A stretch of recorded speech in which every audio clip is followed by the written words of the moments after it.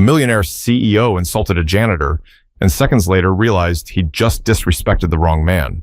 Most people who work downtown in St. Paul, Minnesota will tell you that mornings have their own rhythm, cars easing through intersections, coffee shops warming up their griddles, and office buildings flickering awake as the night crews finish their shifts. But that morning inside the Rowden and Pierce Tech Solutions building, it started with a moment that would change two men forever, even though neither of them saw it coming. Preston Rowden, the CEO, whose name sat on every polished glass door in the place, wasn't the kind of man who let small things slide. He believed in control, precision, and the loud reminder that he was the one running the show. He pulled up in his black sedan before sunrise, stepping out with that familiar confidence, chin high, coat sharp, steps quick like he was already behind schedule. Inside, the lobby lights cast a soft, pale glow across the marble floors, and right in the middle of that glow stood Darius Cole, pushing a mop across a small spill left behind by a late-night intern who didn't bother to clean up after himself. Darius didn't complain. He never did. He came to work, did his job, and kept to himself. A tall, quiet man in his early 40s, with tired eyes and a way of speaking that made people lean in because he rarely wasted breath. He'd been on the night shift for years, long enough to see managers come and go, long enough to learn which executives held a sense of superiority, like armor. Preston was one of them. "Morning, sir," Darius said, offering a polite nod, just trying to do his job. Preston didn't respond at first. He had that look he always carried when something inconvenienced him even slightly, his gaze locked on the mop, then on the wet floor sign, and finally on Darius, like all three were personally attacking his productivity. "Why is there still water on this floor?" Preston snapped. "People come through here in less than an hour.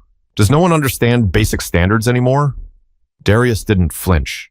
He shifted the mop aside and answered calmly, "Just finishing up, Mr. Rowden. I'll have it dry before the day team arrives." Preston huffed, rolling his eyes. "I shouldn't have to step around this. Honestly, do you people not think ahead?" There it was, the tone everyone in the building recognized, sharp, cutting, and completely unnecessary. At that hour of the morning, two junior executives had come through the revolving doors just in time to catch the tail end of Preston's irritation. They exchanged awkward looks, pretending to check their emails to avoid the tension brewing in the room. Darius just kept working. But that's the thing about moments like this. Sometimes the person throwing the harsh words doesn't realize how loud they sound. Sometimes the person on the receiving end is carrying more history, more weight, more quiet strength than anyone expects. Darius had seen worse, much worse. This wasn't the first time someone talked down to him, and he doubted it would be the last. Still, there was something different about this morning. He just didn't know what yet. Preston adjusted his coat and muttered under his breath, "Ridiculous. Absolutely ridiculous." Then he stepped around the wet floor sign with exaggerated annoyance, like he had been personally wronged by a spill that took less than 3 minutes to clean. The two executives hurried behind him, whispering about the day's meetings, trying to ignore the uncomfortable sting still hanging in the air. Darius remained silent, dipping the mop into the bucket one more time. He'd grown used to moments like that. He'd learned not to let them stick to his skin. But something about the way Preston looked at him. Something cold, dismissive. It hit a part of Darius he usually kept locked away. It was the same expression he'd seen on faces in places far from this polished lobby, in times when respect wasn't guaranteed and survival wasn't promised. And this morning, that old memory was beginning to stir. But what neither man realized was that the next few minutes would flip everything they thought they knew about each other. Preston didn't slow down as he moved deeper into the lobby. His shoes clicked sharply against the tile, a sound that always made people stand a little straighter when he walked by. But today, that sound carried something else. Irritation, pressure, and the kind of ego that didn't like being awake earlier than everyone else. The junior executives, Harlan Brooks and Stevie Moran, tried their best to match his pace. Harlan was younger, still carrying that nervous energy of someone afraid to disappoint the boss. Stevie, older and calmer, had learned how to let Preston's moods slide off him. But even he looked uncomfortable after the outburst in the lobby. "Sir," Stevie said carefully, "the board meeting is set for 10. Your presentation notes were finalized last night. We sent them over." Preston cut him off. "Yes, I saw them. Half of it felt rushed. Who reviewed the numbers for the second quarter projections?" "That was Alex in finance," Harlan said quickly. "He stayed late to—" I don't care how long he stayed, Preston snapped. I care about accuracy. Both men fell silent. They knew better than to push when his morning started like this. They followed him toward the elevators, their faces tight, like they were bracing for another strike of lightning. Behind them, Darius wrung out the mop and watched the trio disappear around the corner. He didn't take Preston's attitude personally. Not really. People who carried themselves like that often saw everyone else as tools, not humans. It was part of the job, and he'd learned long ago to keep his peace. But as he leaned down to wipe a streak he almost missed, something in his shoulder tugged. An old ache from another life, one he rarely talked about. One no one here knew anything about. He grunted quietly and eased the pressure, stretching his arm. The motion pulled his sleeve up just a bit, exposing the edge of a tattoo he kept covered at work. The ink had faded over the years, but the symbol was still recognizable to anyone who knew what it meant. Of course, the lobby was empty now. No one saw it. Not yet. He lowered his sleeve again. Upstairs, Preston reached the elevators, pressed the button, and tapped his foot with impatience. As they waited, he turned to Harlan and Stevie with a sharp stare. "Did either of you notice the mess downstairs?" he demanded. They exchanged quick glances. "It looked minor," Stevie said. "He was cleaning it up. It shouldn't have been there at all. I'm tired of people around here not respecting the standards I set." Harlan nodded too fast, trying to show agreement. "We can talk to the facilities supervisor." Preston lifted a hand. "Don't bother. I'm the one who has to walk through that lobby every morning. You'd think after all this time the night staff would figure it out. It's not difficult." The elevator doors slid open. Preston stepped inside first. Harlan and Stevie followed, staying quiet. As the elevator climbed, Preston caught his own reflection in the metallic surface. His jaw was tight, his eyes sharper than usual. He didn't notice the tension, or maybe he did and ignored it. He'd learned to push past discomfort rather than question it. "You know," he said suddenly, "the problem with this place is that too many people are comfortable being average." Stevie forced a laugh that didn't quite land. "You've always set high expectations." "I have to. If I don't, who will?" The elevator dinged for their floor. Preston stepped out briskly. But something small, nagged at him. A flicker in the back of his mind. He didn't slow down, but he felt it. A slight tug, like he had overlooked something important. He brushed it aside and marched toward his office. Back in the lobby, Darius finished the last pass of the mop and checked the clock. His shift was almost over. Most nights that meant he could head home without any trouble, but today he couldn't shake the feeling that the morning wasn't done with him yet. He loaded his cart and turned off the yellow sign. The building was waking up now. More lights, more voices, more movement. But Darius kept thinking about that moment when Preston barked at him like he was nothing more than equipment. He took a breath and reached for the elevator, but he didn't know that Preston was about to see something that would stop him cold. By the time Darius reached the elevator, more employees were streaming into the lobby. Suits, coffee cups, tote bags, hurried greetings. Another normal morning for everyone except the one man quietly pushing a cart toward the service corridor. He wasn't looking for attention. He never did, but people noticed him anyway, mostly because he made their jobs easier without them ever having to ask. And even though they saw him nearly every day, many of them never learned his name. Today would change that. As Darius maneuvered the cart toward the back area, his radio crackled with a message from the facilities supervisor, Gideon Tate. "Darius, I need you near the front desk. One of the security cameras might have a smudge on the lens. Check when you can." "On it," Darius replied. He turned the cart around and headed right back toward the same place where Preston had scolded him minutes earlier. The timing wasn't ideal, but he wasn't the type to argue. The front desk sat beneath a large set of hanging lights that made everything feel brighter than it needed to be. Two receptionists, Kiana Wells and Drew Hanley, were settling in for their shift.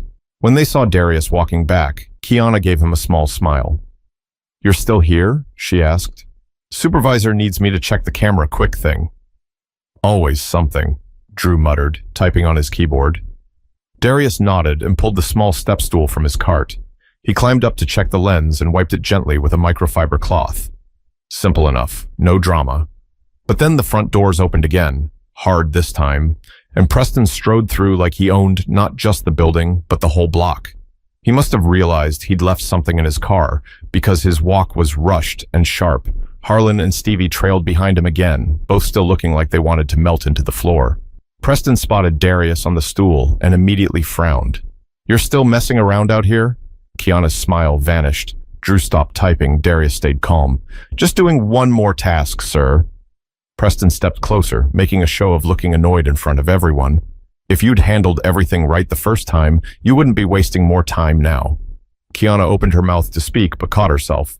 She wasn't about to get pulled into one of Preston's moments. Darius stepped down from the stool. "I did handle it. Supervisor asked for this one too." Preston scoffed.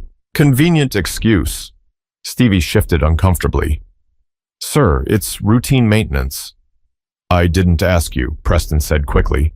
Harlan shrank into himself. Stevie clenched his jaw. Even Drew, who rarely reacted to anything, looked away. Darius stood tall, hands relaxed at his sides. "I'm just following the list I was given, that's all."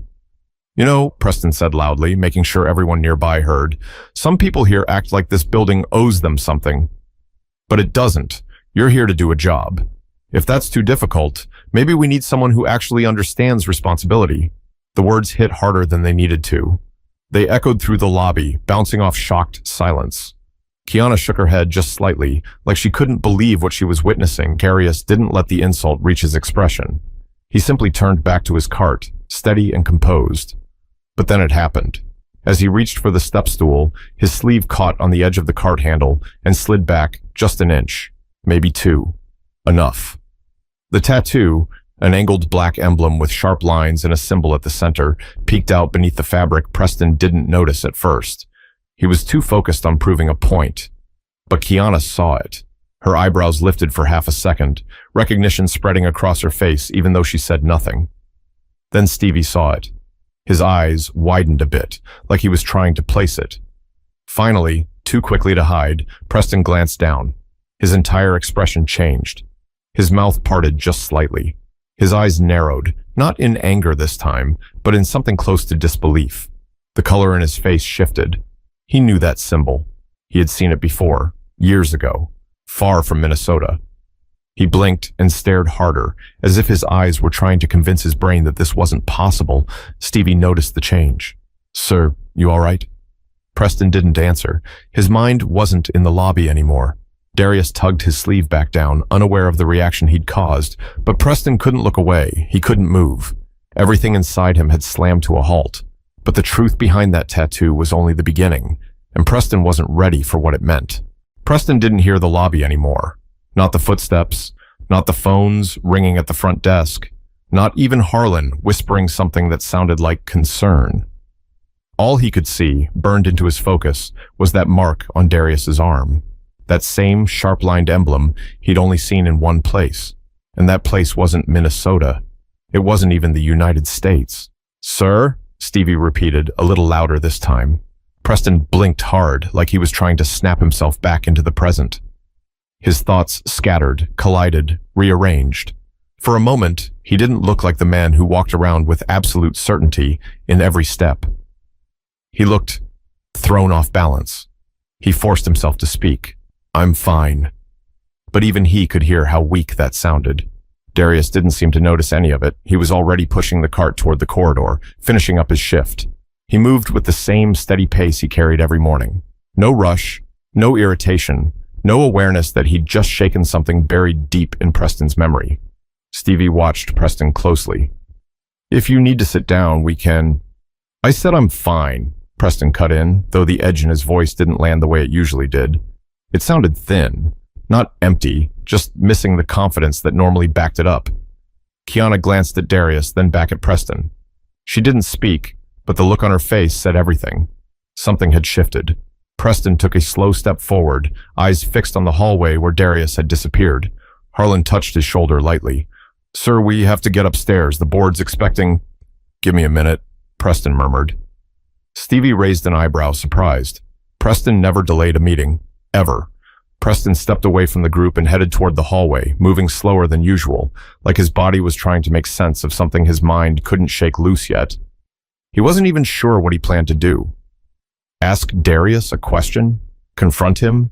Demand an explanation? He didn't know. He only knew that the tattoo wasn't random. Not a design someone picked off a wall, not a trendy mark, not art. It belonged to a specific group, a group Preston owed more than he ever admitted out loud. He reached the corner, just as Darius paused to adjust a trash bag on the cart. Darius turned when he heard footsteps. Their eyes met. "Something you need, Mr. Rowden?" Darius asked, tone simple and professional. Preston's mouth went dry. He studied the man in front of him, trying to measure what he didn't understand yet. "Your arm." Darius stiffened, just slightly. "What about it?" "The tattoo." "Where did you get it?" The question hung in the air longer than it should have. Most people would have answered quickly, proudly even, but Darius didn't. He lowered his gaze for a second, weighing the moment, then tugged his sleeve a little higher, exposing the emblem just enough. "You know what this is?" he asked quietly. Preston swallowed. "I've seen it, years ago." Darius nodded as if he'd been expecting that. "Not many people recognize it." Preston's voice sank to something low and uneven. "I do." A silence settled between them, thick, heavy, full of a past only one of them fully understood. Darius studied Preston's face. He saw something he hadn't seen earlier that morning: vulnerability. A crack in the armor, a memory pressing through. But before either man could say more, someone called from the lobby. "Mr. Rowden, the board wants to confirm your 10 o'clock. Preston blinked, dragged back to the present again. He took a step back. "I'll be upstairs shortly." Darius nodded once, still calm, still steady. "All right." Preston hesitated like he had another question, but wasn't ready to ask it. Instead, he turned and walked away, almost dazed. Stevie and Harlan met him halfway, both confused by the expression on his face. "You sure everything's all right?" Stevie asked. Preston forced himself to straighten up. "Yes, let's get moving." But his voice didn't match his stride, and his stride didn't match his eyes. Something inside him had shifted. You could see it in the tightness of his jaw, the slightly off rhythm in his steps, the way he kept glancing back at the hallway even when he tried not to. He was replaying old memories now, ones he had buried deep, memories of a night he never talked about, a night when the world went dark and he wasn't sure he'd survive, a night when men wearing that exact symbol pulled him from rubble and carried him towards safety. He had never seen their faces clearly. Everything had been smoke and chaos, but he remembered the symbol. He remembered the voices. He remembered one man giving orders, keeping everyone calm. He remembered strength, and now he was realizing that same strength had been sweeping the floors of his company for years. But Preston still didn't know the full story, and the truth waiting behind it was about to hit much harder. Preston made it upstairs, but the walk to his office felt longer than usual, like every step pulled him deeper into something he wasn't ready to face. The air on the executive floor was cooler, quieter, more controlled. Normally, the exact environment where he thrived. Yet today, even the calm didn't help. Stevie and Harlan followed behind, watching him closely. They traded glances, unsure if they should say something or keep their distance. Preston's shoulders were tense, his pace uneven, and neither of them had ever seen him look unsettled before. Inside the office, Preston shut the door harder than he meant to. The force rattled a picture frame on the wall. He walked straight to the window that overlooked the Mississippi River, hands pressed against the glass, eyes locked on nothing in particular. That tattoo, that symbol, it didn't belong to random chance. It belonged to a very specific memory he'd spent years avoiding. He replayed the scene in the lobby. Darius on the stool, sleeve slipping, that mark appearing like a sign he wasn't prepared to face. A knock on the door broke through the noise in his head. "Mr. Rowden?" Stevie's voice came from outside. "The prep meeting for the board is supposed to start." Preston inhaled deeply. "Give me a few minutes." "Understood," Stevie said. After the footsteps faded, Preston sat at his desk, elbows on the wood, fingers pressed to his temples. He didn't want to think about the past, but his mind was dragging him back anyway. He remembered dust, heat, screaming, the metallic taste of fear. He remembered being trapped under steel and concrete after the hotel collapse overseas. He had been there on business, trying to secure a deal that he thought would boost his company's future. Instead, the entire building had gone down after a structural failure. He'd been pinned, unable to move, barely able to breathe. And then, voices. Orders shouted with calm urgency, hands lifting debris. Someone saying, "We've got one breathing over here." Someone else answering, "Stay with me, we'll get you out." He remembered being hauled onto a stretcher. He remembered the emblem on the shoulder of the man who leaned over him, that same emblem on Darius's arm. Preston swallowed hard. He had never known the names of the men who saved him, didn't know which ones stayed by his side the longest, didn't ask, didn't bother. He was so focused on getting back to normal life that he pushed the entire event to the back of his mind. He'd always told himself he walked away from that collapse because he was strong, because he fought, because he refused to quit. But now, reality was pressing in. Someone else had fought far harder to pull him out. He stood abruptly and paced, the sound of his shoes softer on the office carpet than in the lobby. Every pass of the room made him more aware of a question he didn't want to ask himself. What had he just said to the man who might have saved his life? He pictured the scene again. His own words, sharp, cruel, loud enough for the lobby to hear. "You're here to do a job. If that's too difficult, maybe we need someone who actually understands responsibility." He winced, not physically, but the truth stung deep. His thoughts were interrupted again when the door opened without a knock this time. It was Gideon Tate, the facility's supervisor, a broad man with a calm presence who rarely needed help managing his staff. "Morning," Gideon said cautiously. "You asked for Darius?" Preston stiffened. "What? No." "You were looking for him in the lobby," Gideon said. "He thought maybe you needed something." Preston looked away quickly. "No, it's fine." Gideon nodded slowly, studying him. "He's heading out soon. End of his shift." Preston shook his head. "Tell him. Just tell him to wait a moment." Gideon raised his eyebrows. "Sure thing." Then he left the office, confused. Preston leaned back in his chair. The weight of everything pressed down on him. Ego, shame, memories, the truth he had ignored for too long. He rubbed his face with both hands. This wasn't something he could brush aside. This wasn't a moment he could overpower with confidence or coldness. This was a past debt staring him in the face, and the man he owed it to had just been sweeping the lobby while Preston lectured him like he was beneath him. He closed his eyes, replaying the voice from that night overseas, the voice that kept him awake when the rubble creaked. "Stay with me." His heartbeat thudded hard against his ribs. He needed to speak to Darius, not as a CEO, not as a man in charge, but as someone who finally understood his own ignorance. But Preston had no idea that Darius wasn't the only one carrying a memory of that night, and the revelation waiting for him was going to change everything. Gideon's footsteps faded down the hallway, leaving Preston alone with a silence that felt heavier than anything he'd carried in years. He loosened his tie, even though it wasn't tight. The room felt smaller, the air warmer.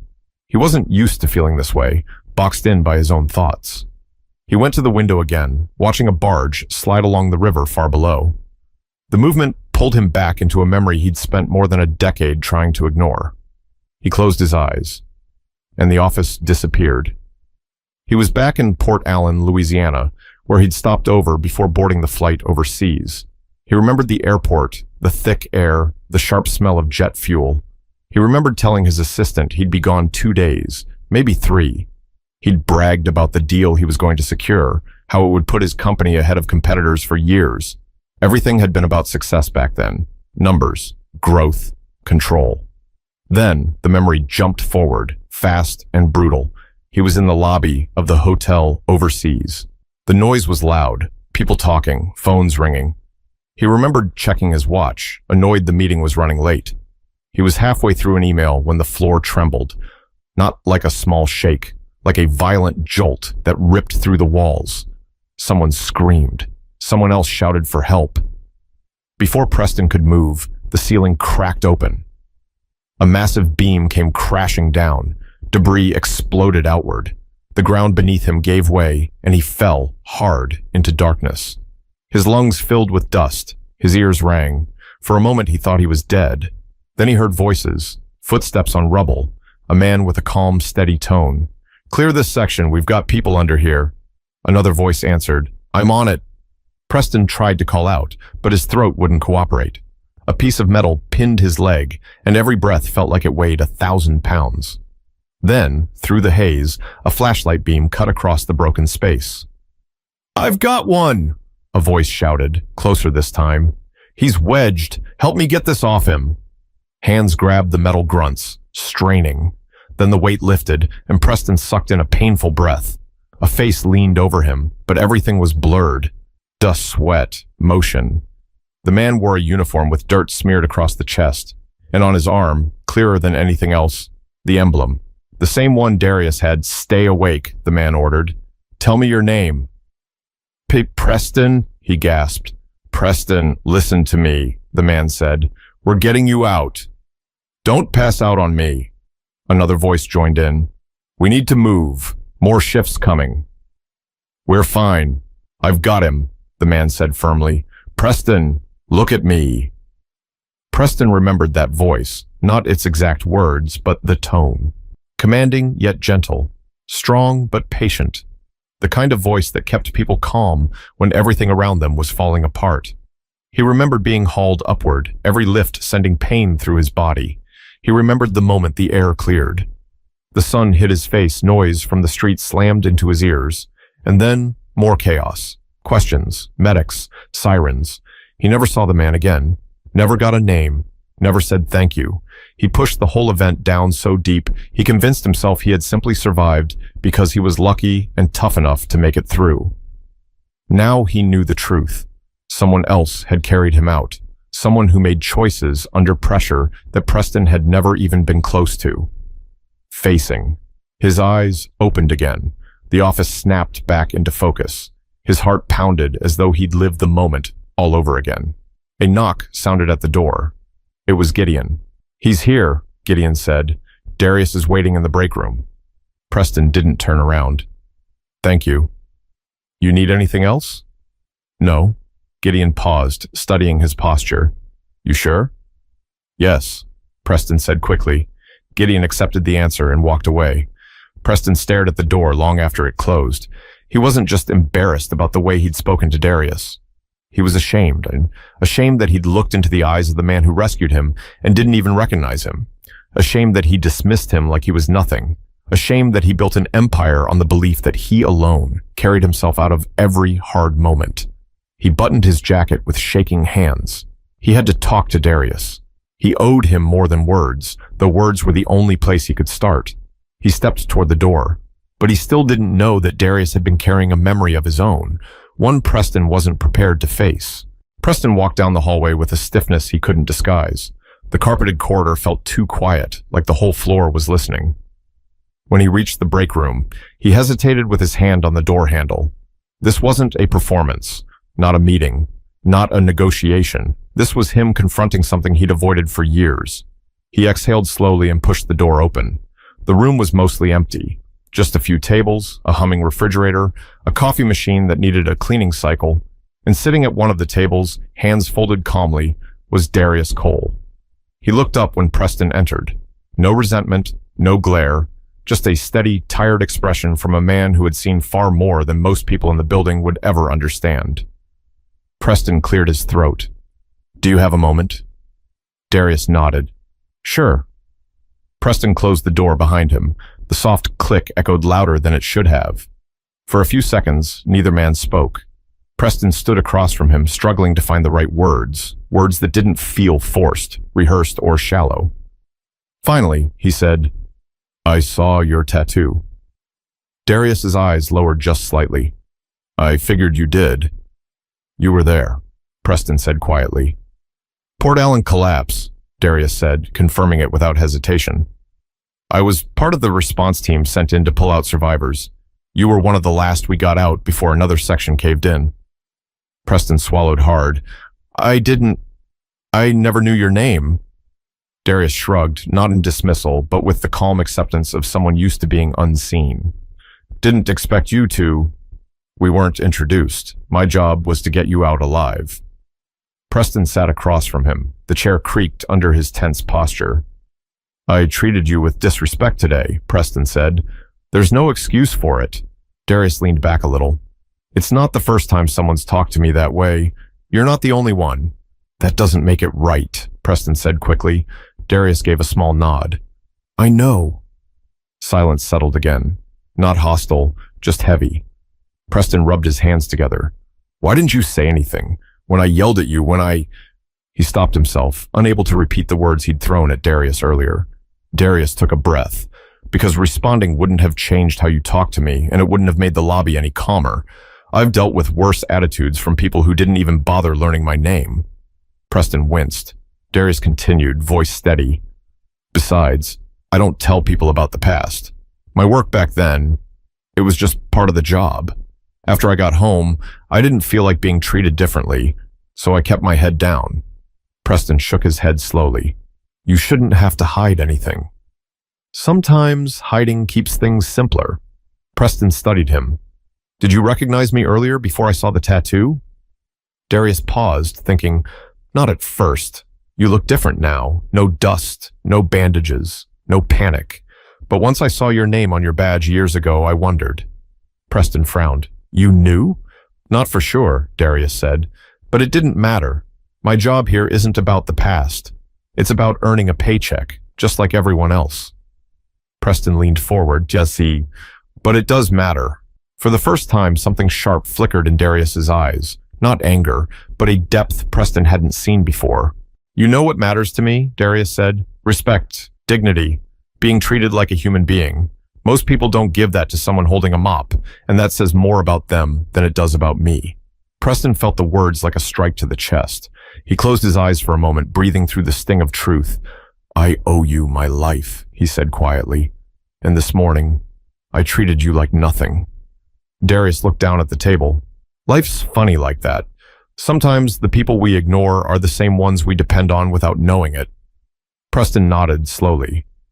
If there's anything I can do to make this right, but Darius held up a hand. I'm not looking for favors. I'm not looking for special treatment. I don't want the spotlight. I just want to be treated like a man doing an honest job. Preston sat back, absorbing every word. I can do that, he said. You should do that, Darius corrected. For everyone, not just me. Preston nodded again, deeper this time, like he finally understood something that had been right in front of him for years. They sat in quiet for a moment longer. Then Darius said, You asked me why I didn't say something earlier. The truth? I figured you wouldn't listen. Preston's throat tightened. I'm listening now. Good, Darius said, standing. Because this morning wasn't the first time you acted like the only person who mattered, but it can be the last. Preston didn't argue. He couldn't. Darius walked toward the door, grabbing his jacket from the back of the chair. He paused before opening it. You survived that collapse because a lot of people risked everything, he said. I wasn't the only one. Remember that the next time you talk down to somebody. Then he stepped out. The door clicked shut behind him. Preston stayed seated. He didn't feel powerful. He didn't feel in control. He felt human for the first time in a long while. But the real test wasn't talking to Darius. It was what Preston would decide to do next. Preston stayed in that break room long after Darius left. The hum of the refrigerator, the distant footsteps in the hallway, even the muted sound of phones ringing in nearby offices, none of it reached him. His mind was still replaying every second of the conversation, every truth Darius laid down, every mistake he'd glossed over for years. And for once, Preston didn't rush to escape the discomfort. He sat there and let it sink in.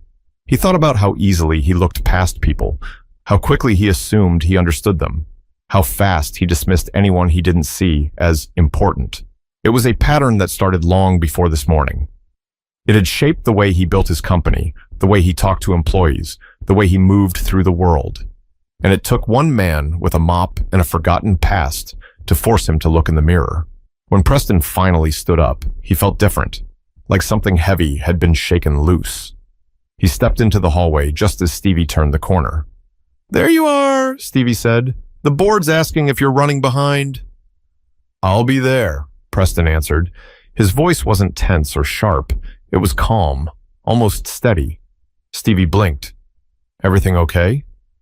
Preston let out a slow breath. Not yet, but it will be. He headed toward the elevators, passing a handful of employees who gave their usual polite greetings. For the first time, he actually looked at them, not past them, not through them, at them. He reached the elevator and pressed the button. Before the doors opened, he spotted Gideon on the far end of the hallway. Gideon, Preston called out. The supervisor walked over, cautious but attentive. Yes, sir? I need to talk to your team later today, Preston said. All of them. I want to hear what they need, what isn't working, what I've been missing. Gideon raised his eyebrows. You sure? I am, Preston said, and also, thank you for sending Darius. Gideon gave a short nod. He's a good man. I know that now, so Preston replied quietly. The elevator arrived, and Preston stepped inside. As the doors closed, he saw his reflection again in the metallic surface. But this time, the man staring back at him didn't look untouchable or impatient. He looked like someone finally ready to change. Downstairs, Darius walked through the parking lot toward his old pickup. The sunrise was settling over the rooftops, painting the sky soft shades of orange and gold. He didn't smile, but there was something lighter in the way he moved, like he'd finally put down a weight he'd carried longer than he needed to. He opened the driver's side door and paused when he heard someone call out from behind him. Darius! He turned. It was Preston, out of breath from jogging across the lot. I just wanted to say one more thing, Preston said, stopping a few feet away. You already apologized, Darius replied. I know, Preston said, but I need you to hear this. You're not invisible in this place, not anymore. And you'll never be treated like you were this morning again, not by me, not by anyone. Darius listened quietly, hands in his pockets. Then make sure you mean it. I do, Preston said. They exchanged a simple nod, respectful, honest, and for the first time, mutual. Darius got into his truck and pulled away. Preston watched until the taillights disappeared. He wasn't proud of the man he'd been when the day started, but he was determined not to end it the same way.